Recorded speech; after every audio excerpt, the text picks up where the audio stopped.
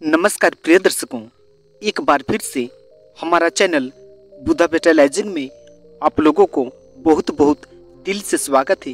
प्रिय दर्शकों, अगर कहानी वीडियो पसंद लगे तो हमारा चैनल को जरूर सब्सक्राइब कीजिएगा।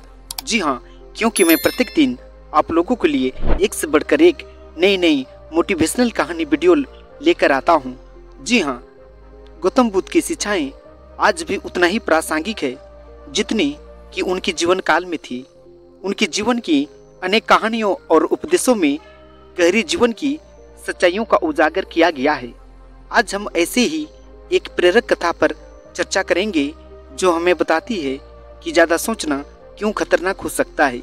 जी हाँ मित्रों, अधिक समय को न लेते हुए कहानी को शुभारंभ करते हैं। जी हाँ, एक बार की बात है, मगध राज्य में एक युवक रहता था।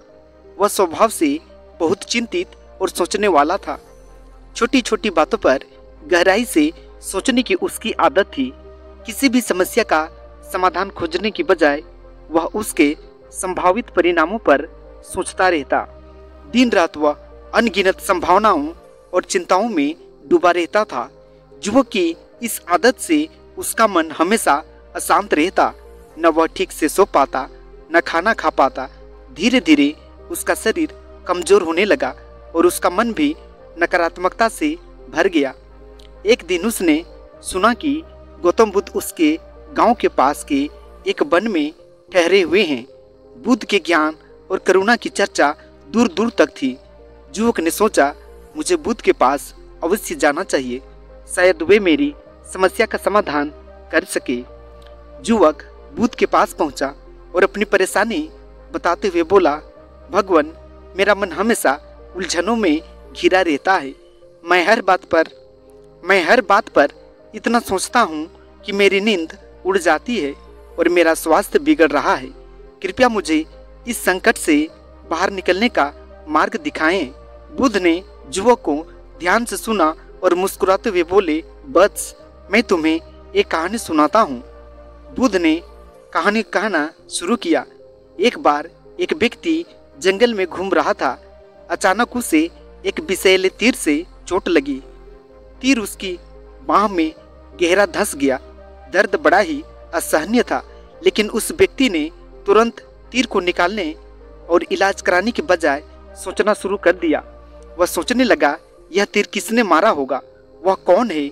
उसने मुझे क्यों निशाना बनाया? क्या वह मेरे दुश्मनों का आदमी है या कोई संजोग था? इसके बाद वह सोचने लगा, यह तीर किस लकड़ी से बनाया गया है? इसकी नोक कैसी है? इसमें किस प्रकार का विष प्रयोग किया गया है?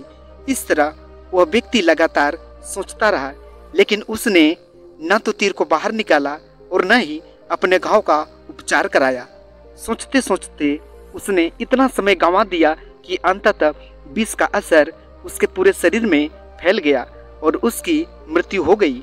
यह कहानी सुनाने के बाद बुद्ध ने युवक से पूछा, वत्स, यदि वह व्यक्ति सोचने के बजाय तुरंत तीर निकालकर उपचार कराता तो क्या वह बच नहीं सकता था? युवक ने सहमति में सिर हिलाते हुए कहा, हाँ भगवान, जरूर। बुद्ध ने मुस्कुराते हुए कहा, यही तुम्हारी समस्या का उत्तर है। जीवन में समस्याएं और चुनौतियां आएंगी, लेकिन अगर तुम उनके समाधान की बजाय अनावश्यक रूप से सोचने में समय बर्बाद करोगे तो यह तीर के जहर की तरह तुम्हारे मन और शरीर को जरूर नुकसान पहुंचाएगा। जी हाँ, ने आगे कहा, ज़्यादा सोचना हमारी ऊर्जा को खत्म करता है। यह हमें समस्या का हल खोजने से रोकता है। जैसे पानी में पत्थर फेंकने पर लहरें उठती हैं, ठीक वैसे ही अनावश्यक विचार हमारे मन को अशांत कर देते हैं। जब तुम्हारा मन किसी समस्या में उलझे तो शांत रहो और समाधान पर ध्यान केंद्रित करो। चिंताओं के चक्रव्यूह में फंसने से बचो। ध्यान और प्रज्ञा के अभ्यास से तुम अपने मन को शांत कर सकते हो। युवक ने बुद्ध की बातों को गहराई से समझा। उसने अपने जीवन में ध्यान का अभ्यास शुरू किया और धीरे धीरे अपनी अनावश्यक सोच की आदत पर काबू पा लिया। अब वह समस्याओं पर ज्यादा सोचने के बजाय समाधान की ओर कदम बढ़ाने लगा। समय के साथ उसका मन शांत हुआ, उसकी सेहत में सुधार हुआ और वह एक खुशहाल जीवन जीने लगा।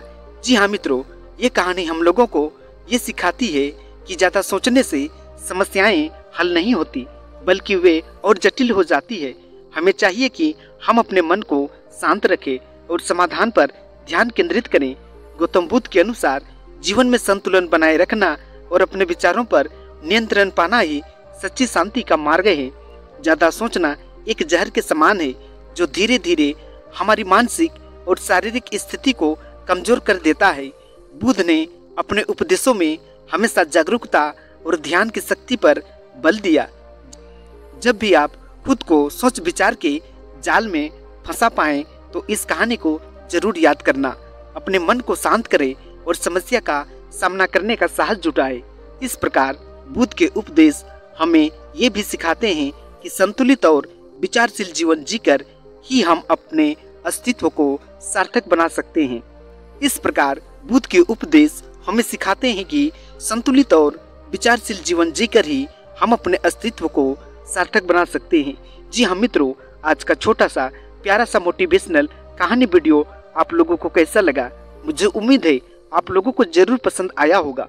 वैसे दर्शक बंधु जो हमारे चैनल में आकर हमारी कहानी वीडियो को देखकर उनको पसंद लगता है, तो कृपया बंधु मेरे चैनल को जरूर सब्सक्राइब करके जाएं। जी हाँ, आज का कहानी वीडियो में इतना ही। आप लोगों को बहुत बहुत धन्यवाद। नमस्कार।